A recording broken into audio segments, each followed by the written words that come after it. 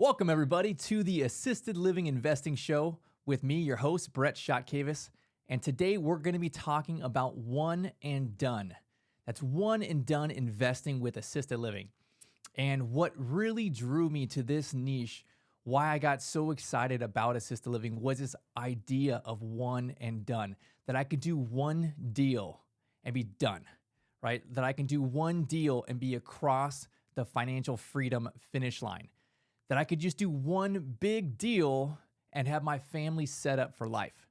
So this is what I was looking for. I spent years in the real estate investing game trying different niches, trying different niches. And it took me a few years before I finally came across this. And I never saw anybody doing it in a way where it was one and done. I really only saw people doing the smaller deals, the converting a house deal, the 6-bed deal. So I never really thought assisted living was one and done until I did it this way. So I did a one and done deal with assisted living. It was my first deal that made me a multimillionaire.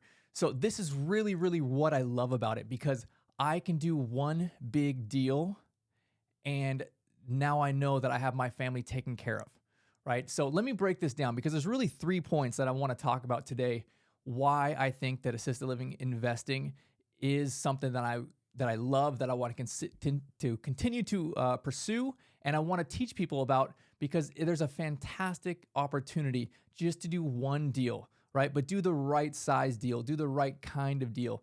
So let's break this down, because for me, there was 3 things that I really, really wanted.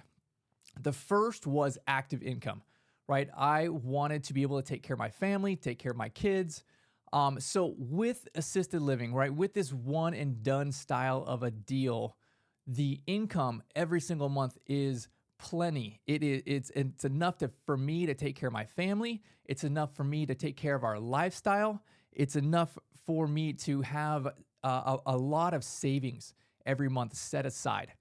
But more than that, it also allows for reserves for the ups and downs in this business. So really, really what I like about this style of assisted living, the 16-bed assisted living that I do, the luxury memory care mansion, is if I have 16 beds and I'm pushing a higher end private pay home, I'm $6,000, $7,000, $8,000 per month, right? I'm breaking $100,000 of gross income every month from rent from my grandmas and grandpas. So that right there, I can have all the staffing that I want. I can have all the layers of insulation between me and the drama, between me and the day-to-day staffing issues. I can have multiple managers. I can have a chef. I can have everything that I want to provide an awesome experience and an awesome business for our seniors at the end of life. And the numbers are big enough. The numbers are high enough for myself and my wife to have a really great active income, for us to be able to take care of ourselves. And I'm not struggling to and worrying about all these different things. So with this model, it's super consistent. The income is very, very consistent. It's very, very steady, right? You have an assisted living. You have a certain amount of beds. For us, it's 16. And we don't turn over beds very often. We're not running a house that's like a hospice house, right? People are not there for 90 days and they pass away. We are bringing in people, again, at the end of life, but they're going to be there for a year, 2 years, 5 years, right? Which means I really am not making very many new sales. I'm not bringing in very many new residents. They're there for a while, right? So for that, it means that my income is always really, really consistent.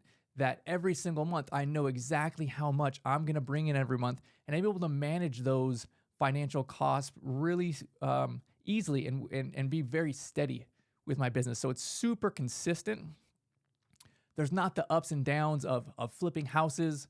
There's not the huge costs that come from marketing dollars for direct mail and other things that I was doing when I was pursuing other aspects in real estate investing.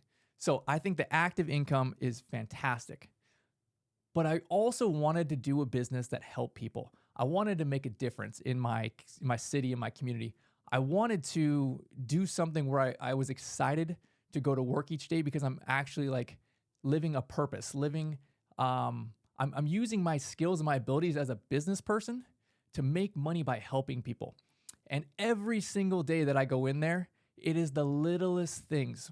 The littlest things make a huge difference in the end of life care. If you are a senior and you're 92 years old, like you just can't really do what you used to be able to do. So for someone to come and sit with you or play cards with you or just pray with you or whatever the case may be, it makes a massive, massive difference in their life. And it makes a huge difference in my day. For me to make money, that's great. That's one thing. I'm setting myself up, my retirement, my future, taking care of my family. But there's only so much of that I can do without like this nagging feeling that I want to be able to do more and use these skills and these gifts that I have to help people. And so every single day, you are literally helping someone. The littlest things make a massive difference for them. So active income, great, but I want to make an active income where I'm actually making a difference. And that is why I really, really like this. The third thing that was so important for me and why I think that this one and done deal is my favorite niche in assisted living investing is the exit strategy, the long-term play, the real estate play. Now, because you really have two different businesses here, right? You have a real estate business, so you own real property, and you have a big old building, and you have a operations company, right? You have a day-to-day business. So once you are able to combine these two things together, you have a big exit strategy. You can sell this with the real estate and the business together. You can lease it on a triple net and sell it on a cap rate. You really have a multi-million-dollar exit strategy in a few years. So we built our assisted living, and by the time we had it built, we got our license, we got it stabilized and full, and we're making money. I mean, we had doubled or tripled the value of what we did. So it is not something that's going to take like 10 years, right? You don't have like an apartment where you're gonna do this slow rent up and increase your NOI, and it's going to take you this 5 to 10 year exit strategy. No, like you can literally get there with a huge 7-figure exit strategy within 2 to 3 years. And this is really, really why I love this niche, because literally, like I said, it's one and done. You can have fantastic active income for your family. You can really do this while you're helping people. And then you have a retirement play. You have an exit strategy. You have an ability to 1031 or do something, another bigger deal or something on as you continue to move on in life. So assisted living investing, one and done strategy. That's why I love it. So I'm going to be bringing you more information like this, how to start your own assisted living, and let you know here are the pros, here are the cons, here's the real estate play, here's the operations play. And so you can decide, is this something you want to pursue? So follow along because we'll be talking about everything assisted living investing.